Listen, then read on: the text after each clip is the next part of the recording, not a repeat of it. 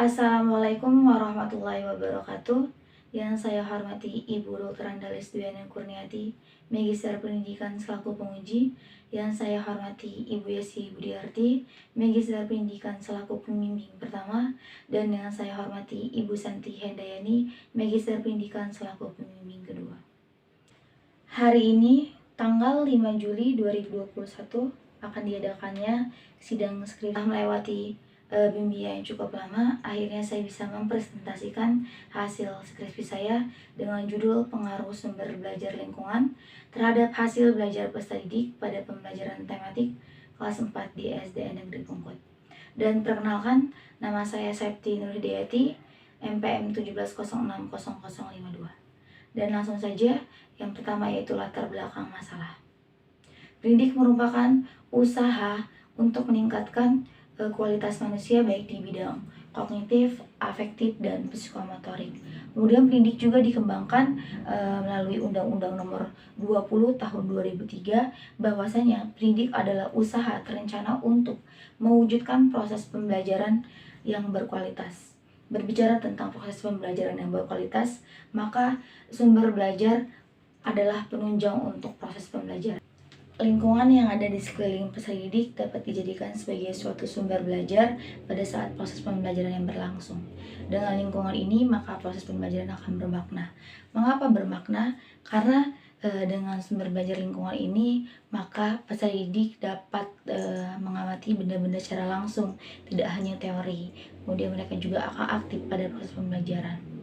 Namun, pada kenyataan yang terjadi di lapangan, menurut hasil wawancara pada guru kelas 4 bahwasanya terdapat suatu permasalahan. Yang pertama yaitu rendahnya hasil belajar peserta didik. Kemudian yaitu yang kedua itu dipengaruhi oleh cara pendidik dalam mengajar di dalam kelas, yaitu kurangnya guru bervariasi dalam proses pembelajaran karena guru lebih cenderung menggunakan metode ceramah, kemudian sumber belajarnya hanya menggunakan buku dan lain sebagainya, maka pembelajaran akan pasif dan tidak aktif. Oleh karena itu, peneliti menyarankan yaitu dengan adanya sumber belajar lingkungan. Mengapa sumber belajar lingkungan? Karena dengan sumber belajar lingkungan ini mudah didapat di sekeliling peserta didik, kemudian minimnya biaya pada saat proses pembelajaran, kemudian pembelajaran akan aktif, kemudian peserta didik akan antusias dalam proses pembelajaran, kemudian mereka tidak akan bosan dalam proses pembelajaran. Kemudian yang kedua yaitu rumusan masalah. Adapun rumusan masalah dalam penelitian ini yaitu bagaimana pengaruh sumber belajar lingkungan terhadap hasil belajar peserta didik pada pembelajaran tematik kelas 4 di SDN Negeri Pungkut. Adapun tujuan pada penelitian ini yaitu untuk mengetahui pengaruh sumber belajar lingkungan terhadap hasil belajar peserta didik pada pembelajaran tematik kelas 4 di SDN Negeri Pungkut. Selanjutnya yaitu tinjauan pustaka. Peneliti mengambil teori menurut Sukaisi bahwasanya sumber belajar merupakan segala sesuatu untuk memberikan kemudahan kepada peserta didik dengan mengetahui sejumlah informasi, pengetahuan, dan keterampilan pada saat proses belajar mengajar.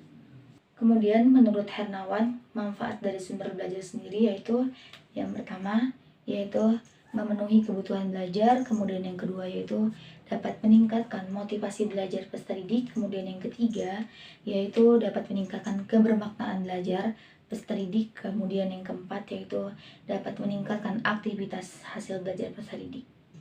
Kemudian teori yang kedua yaitu mengambil dari teori Adrijal bahwasanya hasil belajar merupakan keberhasilan peserta didik pada saat proses pembelajaran yang berlangsung di dalam maupun di luar kelas. Yang pertama ranah kognitif, kemudian yang kedua ranah afektif, dan yang ketiga yaitu ranah psikomotorik. Peneliti berfokus pada ranah kognitif karena peneliti hanya ingin mengetahui nilai akhir dari hasil belajar peserta didik. Jenis penelitian yang digunakan adalah kuantitatif. Adapun desain penelitian ini yaitu kuasi eksperimen. Kuasi eksperimen yang digunakan yaitu non-equivalent control design group yang terdapat pretest dan posttest dalam kelompok eksperimen maupun kontrol. Kemudian variabelnya yaitu variabel bebas. Variabel bebasnya yaitu sumber belajar lingkungan, dan variabel terikatnya itu hasil belajar peserta didik. Populasinya itu seluruh kelas 4 yang ada di SDN Negeri Pungkut. Adapun sampel dalam penelitian ini yaitu 45 orang, yaitu berasal dari kelas 4 yang ada di SDN Negeri Pungkut. Teknik pengambilan sampel ini yaitu menggunakan purposive sampling. Adapun teknik yang digunakan dalam pengumpulan datanya yaitu yang pertama dokumentasi. Dokumentasi digunakan untuk memperkuat pada penelitian ini. Kemudian yang kedua yaitu ada tes. Tes ini yaitu terdiri dari pretest dan posttest. Tes ini digunakan untuk mengetahui sebelum dan sesudah adanya perlakuan. Bab 4 pada penelitian ini diperoleh men rata-ratanya yaitu pada kelas eksperimen pretest sebesar 45,30, adapun pada post-test eksperimennya sebesar 74,26.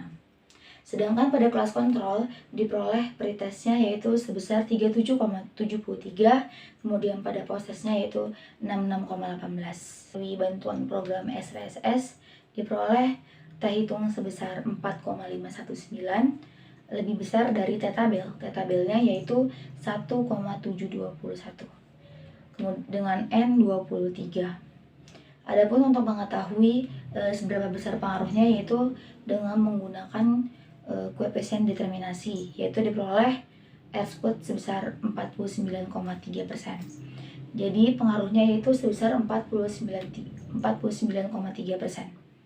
Dan sisanya yaitu 50,7% dipengaruhi oleh variabel di luar penelitian ini. Maka dapat ditarik kesimpulan bahwasanya pada penelitian ini yaitu terdapat pengaruh yang signifikan antara sumber belajar atau variabel X terhadap hasil belajar peserta didik atau variabel Y pada pembelajaran tematik kelas 4 di SDN Negeri Pungkut. Demikian hasil pemaparan skripsi saya. Kurang lebihnya saya mohon maaf. Saya akhiri. Wassalamualaikum warahmatullahi wabarakatuh.